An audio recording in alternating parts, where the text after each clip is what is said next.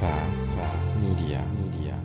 Because at the end of it, it's our choice how we feel. It's our choice then to weave whatever narrative we weave after we feel like somebody hasn't met our expectations. Hi, my name is Ronnie Cruz. After almost 2 decades as a career network marketer, I realized that despite continual work on my personal and professional development, that I had hit a massive brick wall. So I took a deep and honest look at myself, top to bottom, hoping to find answers, and my search led me to one conclusion. The definitions I held of my business, of my world, of my life were the very things holding me back. If I wanted to change, if I wanted to grow beyond my current circumstances, I had to wipe the slate clean and redefine. This show is dedicated to helping you identify the belief systems, the mindsets, the very definitions that have held you back, and then help you break through those limitations to finally create the life you've been working so hard to achieve.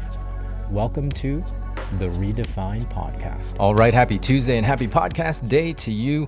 Welcome to the show if you're brand new. And of course, if you're an existing listener, welcome back. Welcome back. Thanks for tuning in. As a reminder, if you are watching the video version of this, make sure to follow or subscribe, actually. Subscribe to our YouTube channel so that you don't miss an episode and like this video when you're done watching it. And of course, if you're listening to the podcast version, make sure you hit the plus sign at the top of whatever app you happen to be listening on.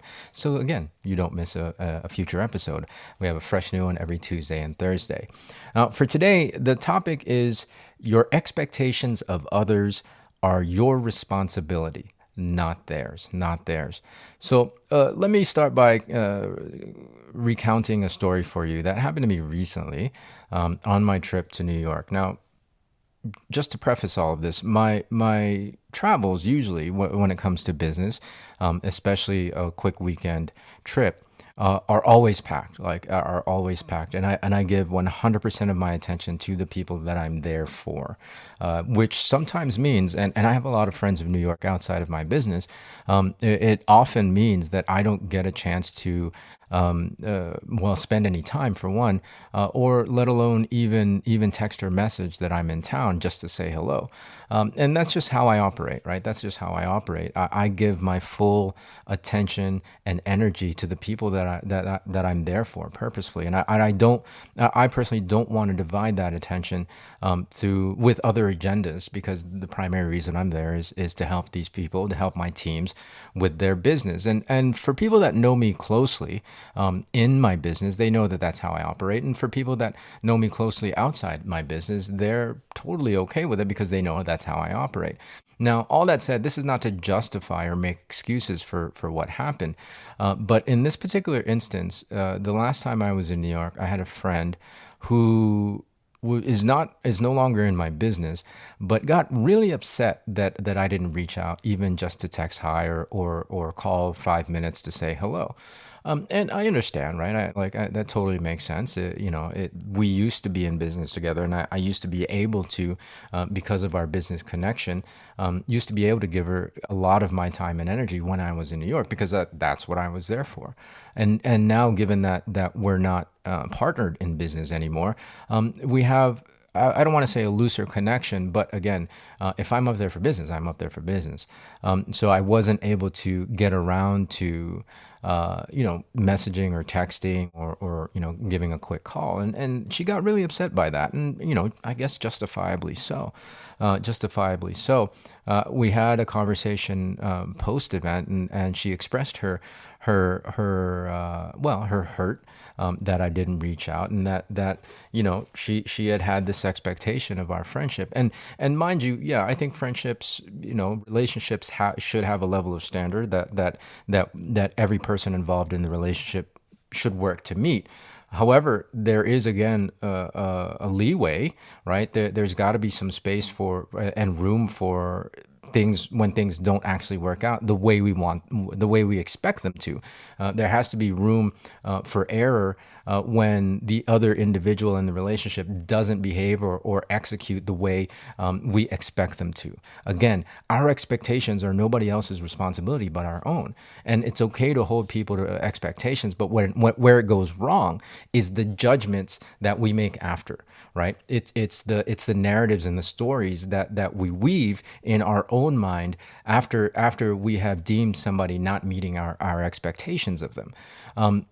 Really, really, you have to be cautious of this, because if somebody fails in your eyes to meet your expectations, you're obviously going to be in a heightened emotional state, usually negative emotional state, and that emotional state is going to cause you to, again, weave fault, to craft a story in your mind that they're not as good a friend as you thought, or that they don't care about you, or whatever the situation, right? That hurt for your expectations not being met in that relationship will create a negative story, right? A negative judgment. I urge you, number one, to give the benefit of the doubt, right? Give the benefit of the doubt. Again, not to make excuses or to justify my lack of reaching out, but it just happens. It just happens. And just as equally as she had the choice to weave a narrative that created more hurt for her, she could have also alternatively, as a different choice, wove a narrative and wove a judgment that could have given me the benefit of the doubt. I mean, if in a friendship, the other individual has to meet your expectations all the time, and if they don't meet your expectations, then you're just going to throw them under the bus. That doesn't sound much like a friendship to me. Not a really, really good one. It might be a friendship that reaches maybe a transactional level, but a true long-lasting relationship, we don't hold each other to our expectations to the point where we will judge them and we won't give them the benefit of the doubt, right? Because at the end of it, it's our choice how we feel. It's our choice then to weave whatever narrative we weave after we feel like somebody hasn't met our expectations. And if you choose to weave a negative story and to make a negative judgments, then that's still not the other person's responsibility. It's your own, because that's your choice. That's your choice. So remember, your expectations of others aren't their responsibility. They're yours. And then the judgments and the narrative that you weave after the fact, after you feel like they might have not met your expectation, is also your responsibility. And that second part, I think, is even more important, because you have to really have a lot of self-control and have a lot of self-awareness to catch yourself weaving a negative story, right? To catch yourself when you're making judgments of other people, because when you do that, you're just justifying and validating your own negative emotional state, right? And your own hurt. And really, you're torturing nobody but yourself at the end of it.